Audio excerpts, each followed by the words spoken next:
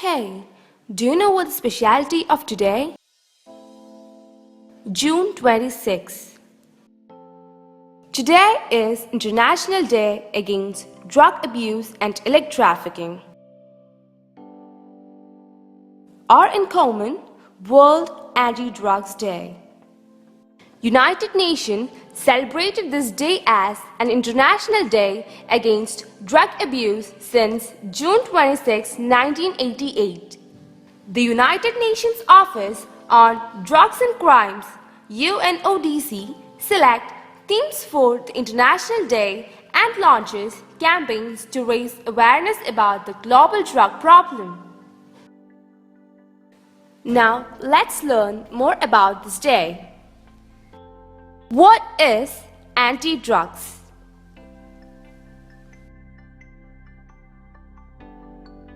The world today is not the world past 5 years. This world is filled with drugs and alcohols, no matter whether it's an adult or a school-age child. All of them are living for drugs in this present world. So, in order to make a drug-free world, many communities and organizations took decision to educate the drug traffickers about the truth of drugs to prevent them from drug addiction.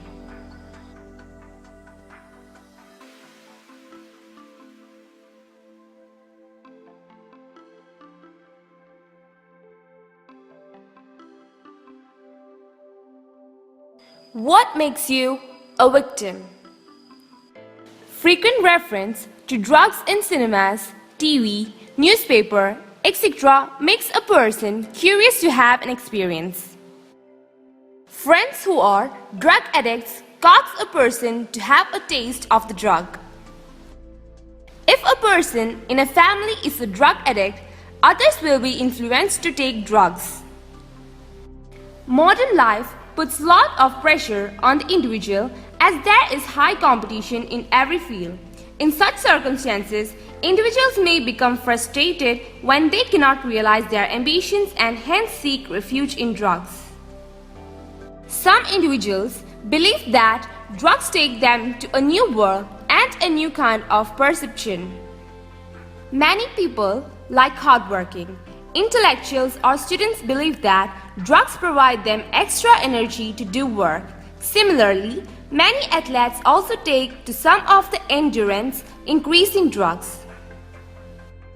It is not true that in some circumstances drugs help in the relieving of pain because the usage of drugs has harmful side effects.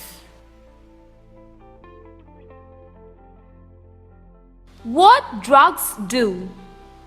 Regular use of drugs leads to a confused state of mind, even affecting the body. Drug addicts are normally prone to increase the dose, which proves to be fatal. Liver and digestive tracts are affected besides the nervous system.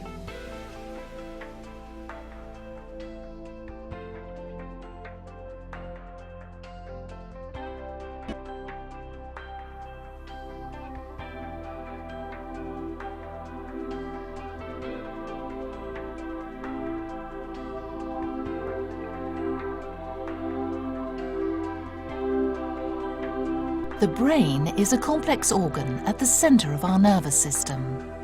Multiple regions of the brain are involved in the regulation of emotions, including reward and pleasure. One such region that regulates the reward pathway is the ventral tegmental area, or VTA. The VTA can be stimulated by activities including eating, exercise and sex. Stimulation of the VTA can induce the release of dopamine into the nucleus accumbens. Dopamine promotes the feeling of pleasure and euphoria. One of the major neurotransmitter systems involved in modulating the dopamine reward pathway is the endogenous opioid system. The ventral tegmental area, or VTA, is an important part of this pathway. Within the VTA, mu-opioid receptors found on the surface of neurons are stimulated by endogenous opioids. One example of an endogenous opioid is beta endorphin, a member of the endorphin family. Stimulation of these mu-opioid receptors by endorphins induces a signal which travels along the axon, ultimately resulting in the activation of dopaminergic neurons. Here, at the dopaminergic neuron, the signal stimulates the fusion of dopamine-containing vesicles with the presynaptic membrane. The vesicle fusion releases dopamine into the synapse. Once released, the dopamine molecules traverse the synaptic cleft. When they reach the postsynaptic neuron, they bind to and activate dopamine receptors found there. In doing so, they activate a series of neurological processes that create feelings of pleasure and euphoria.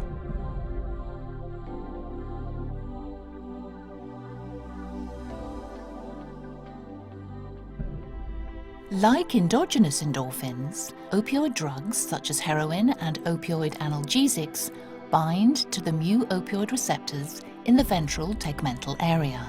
This binding stimulates the dopamine reward system in the same manner as endogenous opioids. Through this mechanism, opioid use produces reward, pleasure, and further drug wanting. Repeated exposure to escalating doses of a full opioid agonist produces tolerance.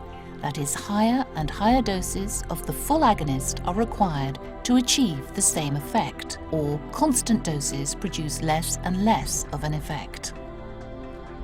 As tolerance develops, higher quantities of opioids are required to stimulate the release of dopamine in an attempt to achieve the pleasure experienced during initial opioid use.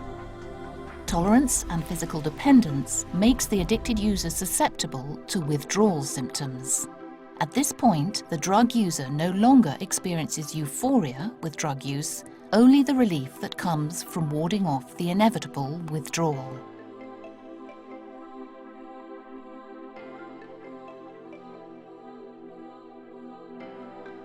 Partial opioid agonists are substances that also bind to mu-opioid receptors. Partial agonists differ from full agonists in that they both activate and block the mu receptor. Partial agonists stimulate the mu-opioid receptor and produce a less powerful effect than a full agonist. Because partial agonists still activate mu-opioid receptors and promote the release of dopamine, they can lead to dependence and subsequent withdrawal if discontinued. Physiological dependence on any opioid results in the need to continue full or partial opioid agonists to avoid withdrawal symptoms. Because continued opioid use changes the brain's natural endorphin balance and responsivity, the normal endorphin system is injured, producing many of the symptoms of dependence. Many of these brain changes occur in the limbic system. Next, we will turn our attention to the phenomenon of opioid withdrawal, which is a direct consequence of those changes. The locus coeruleus is a region of the brain involved in arousal and alarm. Many neurons in the locus coeruleus region of the brain produce the neurotransmitter norepinephrine.